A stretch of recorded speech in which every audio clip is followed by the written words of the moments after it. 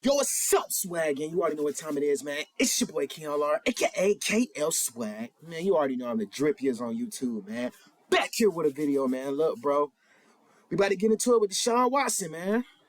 A lot of you guys want to know what's going on with Deshaun Watson. I want to know what's going on as well, man. This is literally microphone, bro. Shout out to him for the video, bro. But anyways, bro, this was the worst possible outcome for Deshaun Watson.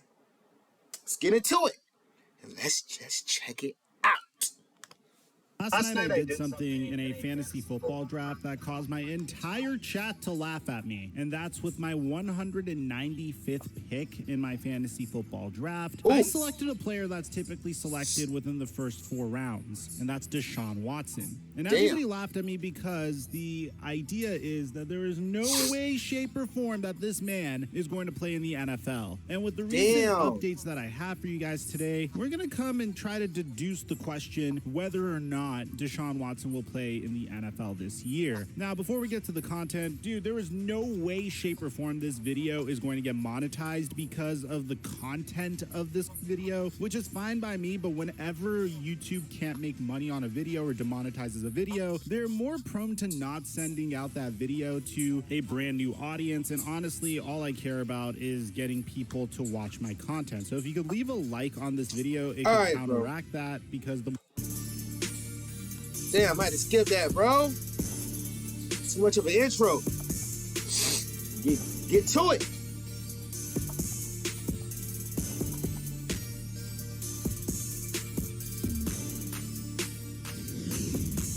Personally, I love fantasy football, but unfortunately, when you make like 5 videos a day the way I do, you don't really have time to be a part of as many fantasy management of Deshaun Watson's career if you're as big of a skeptic as I am. You see, in Deshaun Watson's rookie season, the Houston Texans seemed poised to be the next great NFL dynasty. On the offensive side of the ball, they had Deshaun Watson, DeAndre Hopkins, and that's really all you need to carry an offense. They had an average offensive line, but nothing that was too bad. Yes, the offensive line was ass. Dwayne Brown, but on the defensive side of the ball, they had some promising players like J.J. Watt and former #1 overall pick Jadeveon Clowney. So this all began in the 2017 season when the Houston Texans and Dwayne Brown couldn't see eye to eye on the contract, and the Texans decided to trade Dwayne Brown to the Seattle Seahawks in the middle of the season. That's crazy. So as a result, the left tackle is the most important position in football in regards to protecting your quarterback, which is why we all made fun of the Cincinnati Bengals when they opted to draft another wide receiver, who's wide receiver #4 on their depth chart over a franchise-altering left tackle like Penei Sewell. The result of this is in 2018, after a remarkable rookie season, Deshaun Watson was sacked 62 times, which is not really what you want a quarterback coming off of an ACL injury to deal with at his age 23 season. Despite this, the Texans were fairly successful. They went 11-5 in his second year, but it was clear that the Texans needed to do something to protect Deshaun Watson. Well, here's where the problems arose. There are very few head coaches in the NFL that are capable of both being a head coach and a general manager in the NFL. Maybe it's just both duties are very, very hard, and unless if you're some sort of maniac that eats, sleeps, and breathes football like Bill Belichick, very few people can execute it. Unfortunately, for the Houston Texans, they had a head coach that was also acting as their general manager once they fired their own general manager, and that was Bill O'Brien. And Bill O'Brien did have the right idea, but he just had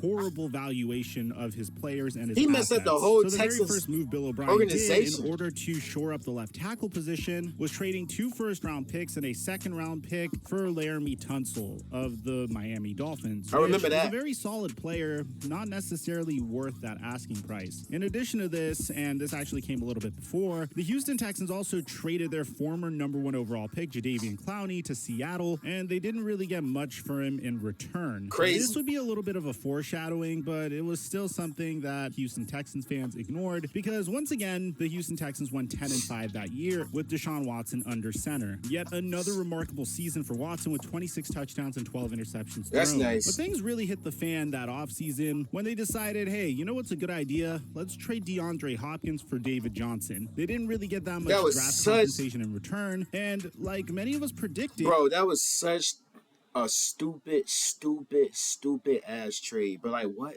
Who is David Johnson? What does David Johnson do? Bro, come on, a running back? Anybody can run the ball. The Houston Texans went from a playoff team all the way to a team that only won 4 games last year. Of course, Texas in the middle just of the pissed season, me Bill off. O'Brien was fired. And at this point, you could understand Deshaun Watson's getting a little frustrated. He was drafted to a team that was literally a quarterback away from winning a Super Bowl. And now, unfortunately, he is stuck on a rebuilding team, which, by the way, he just signed a contract extension with. But it's okay. He's still willing to ride it out with the Houston Texans. He just wants to be involved a little bit more in personnel decisions. The Texans need to hire a brand new general manager and a brand new head coach that offseason. Yeah, they and need that. Deshaun Watson just wants his opinions to be heard. And of course, the owner of the Houston Texans went to Deshaun Watson and said, hey, you know what? I am going to make sure that you are heard, Deshaun. We are going to consult you about the general manager position before we do anything. Well, apparently, Cal McNair did not do that because the Houston Texans went ahead and hired Nick Caserio as their general manager. Who is and that? as a result, Deshaun Watson got very upset, even tweeting out that some things never change. Shortly following this, he demanded a trade. Now, the reason I gave you that entire background is if you understand his football story and you understand his frustration, then you can understand the little theory. And again, this is a theory and I'm very skeptical of this theory and I don't even necessarily think it's true, but it's still something that I like to put out there for you guys to deduce on your own. There is a little theory that once this trade demand was made, there may have been some sabotage of Deshaun Watson's character involved. And again, that's a theory that could be debunked easily based upon how this case goes. So Deshaun Watson demanded a trade and immediately becomes one of the hottest commodities in the entire NFL. I mean, how often do you see a 26-year-old QB off of the greatest season of his career? He threw for 4,800 yards. Damn, he's 220. I did not know that. He's pretty big. Age 25 season. How often do you see a quarterback like this hit the market? Furthermore, if you ask me, I think the Houston Texans made the right call in regards to their general manager because Nick Caserio has handled this situation really well. But here's where the curveball comes. On March 16th, 2021, Tony Buzbee announces in an extravagant Instagram post that he's filing a lawsuit against Deshaun Watson. What? Now, Watson responded to this Instagram post, which, to be honest, is kind of ridiculous if you pay attention to it. There's a lot of hypocrisy involved in regards to Tony Buzbee because he claims that he's not really in this for the money, but it just seems like he might be in this for the money, at least based upon the language in this post. Again, you guys could deduce it for yourselves. Watson responded to this report saying that he denies ever treating a woman with anything other than the utmost respect and called Buzbee a publicity-seeking plaintiff lawyer. And originally, of course, my initial thoughts was, hey, this could just be some sort of sabotage from the Houston Texans, which doesn't really make any sense. I don't know why any team would sabotage its own player, even if they were seeking a trade for him. But on top of this, what's really strange is Buzbee apparently was the late Bob McNair's owner, which was the original owner of the Houston Texans, so it's just something to bear in mind. Now, what's strange is this isn't just a single case. The next day, we hear 2 new cases filed against Deshaun Watson. God damn, Deshaun, they want you out of there. Opens an investigation into Watson. 4 days after that, Tony Buzbee files 7 additional cases after holding a news conference in his Houston office, which brought the total case number to 14. The next day, Deshaun Watson's lawyer, Rusty Hardin, accuses a specific woman attempting to blackmail Deshaun Watson because none of the accusers' names were released to Watson's legal team, which at this point, when you're being sued by 16 people, I'd assume you'd want to know who's suing you. About a week later, the lawsuit also alleges that Deshaun Watson was deleting Instagram messages and is attempting to contact people who formerly provided him massages in an attempt to settle. Now, his lawyer denied this in a statement, saying, like a lot of people, Deshaun Watson regularly deletes his past Instagram messages. That being said, he has not deleted any messages since March 15th, the day before the first lawsuit was filed. We categorically deny that he has reached out directly to his accusers in an attempt to settle these cases. Now, 2 days later, 18 different massage therapists come out and defend Deshaun Watson. Rusty Hardin's office released statements from these 18 therapists who say that the accusations are inconsistent with their experiences with Deshaun Watson, saying that he has received dozens of unsolicited phone calls, letters, emails, and text messages messages from professional massage therapists who have worked with Watson, saying they never felt uncomfortable or that he never demanded anything outside of the scope of a professional massage. Now, the question here is, if this is truly the case, then why on earth does Deshaun Watson have so many different massage therapists? I mean, I don't know about you guys, but I'm very attached to the massage therapist that consistently knows what she is doing. Like, if I find a good massage therapist, I tend to keep going back to the same massage therapist over and over again. I don't necessarily go and find like 20 other massage therapists. Now, 3 days later, Tony Busby at this point has filed 21 lawsuits on behalf of women accusing Watson of misconduct, and said in a statement late Friday that he was aware of the complaint that was filed, but was not personally involved in the process. Busby wrote on Instagram that he would not take evidence against Watson to the Houston police, contradicting 2 prior statements saying that he would go elsewhere to provide our evidence to investigative authorities. So 3 days later, Busby will also file a 22nd case, and then the next day, 2 women go public with the Watson accusations. One woman by the name of Ashley Solis, who actually read a prepared statement while seated next to Tony Busby, and the other being Laura Baxley, who wrote a letter to Deshaun Watson that was read by attorney Cornelia Brandfield Harvey. So these are the first of 22 women that sued Deshaun Watson in civil court that identified themselves publicly. And of course, as a result of this, 1 day later, Deshaun Watson would start losing endorsement deals with Nike, Reliant Energy, and Beats by Dre. So this is clearly affecting him at this point. The next day, Watson's lawyer files a motion to request that the plaintiff identifies herself, asking who the hell are the rest of the women that are suing Deshaun Watson. And the judges rule that 13 plaintiffs must identify themselves and refile cases, which means 13 of 22 women have to come out and say who they are. And lo and behold, 5 days later, 20 women ID themselves in court filings, and another woman joins the lawsuit against Deshaun Watson. Tony Busby then says that they want him out of here. What did he do? Thinks that if these courageous women are forced to identify themselves, they would slip away and not pursue this matter. Watson and his counsel badly miscalculated. Due to the bravery of Ashley Solis to come forward publicly, and despite the death threat she has experienced, these women are emboldened. A day later, all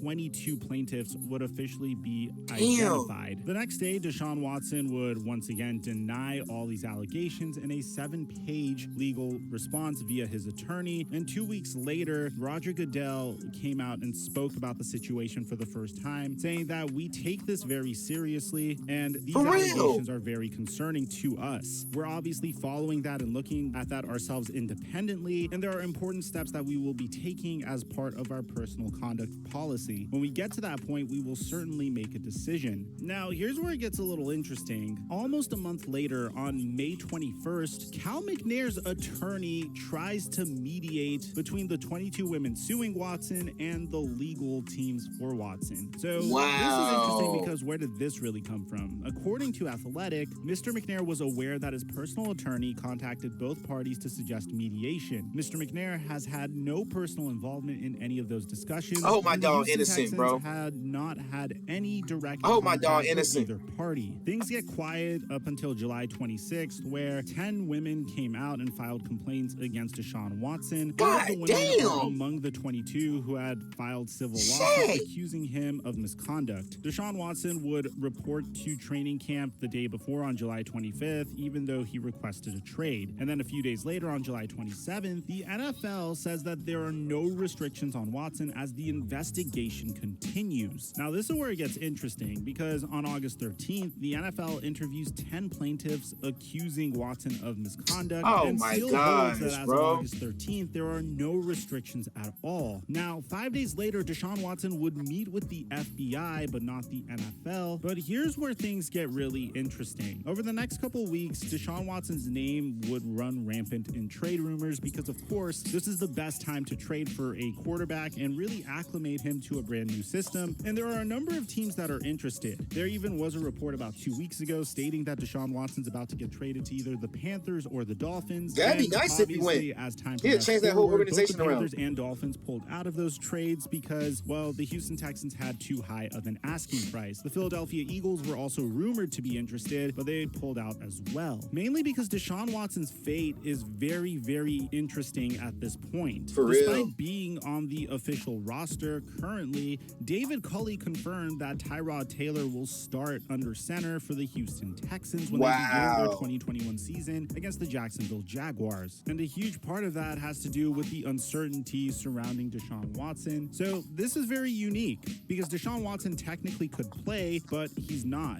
I can't help but wonder if Tyrod Taylor is playing because of Deshaun Watson's misconduct case, or because Deshaun Watson simply has not prepared much with the Houston Texans over the Deshaun Watson probably don't want to play for their ass. This is a very sticky situation for both Deshaun and for the Houston Texans, because if you're the Houston Texans, you're pretty much paying a quarterback an annual salary of $39 million just to sit on your bench. Although this is kind of being branded as a situation where Deshaun Watson isn't playing mainly because of his current case situation, I think it has more to do with the fact that he hasn't been prepared as a result of really not fully participating in training camp and learning the brand new offensive playbook under a brand new head coach. But needless to say, this is a very sticky and uncomfortable situation for Deshaun Watson. For all you know, if this case takes one wrong turn, or if we get a little bit more information on this situation, Deshaun Watson could be suspended for a majority of this season. So let me know in the comment section down below what you guys think. Man, I hope Deshaun Watson is good, bro, and I hope he come out innocent, man. This is crazy, man. It's a lot of allegations against him, man. I really hope he comes out victorious, man, and he didn't do none of that stuff, bro. This is crazy, man. Deshaun Watson, bro, we got to see him back on the field, bro. Such a good player, but damn, man. If he come out guilty, I don't know what to say. But anyways, man, you guys let me know down below in the comments. I'll see you guys next video.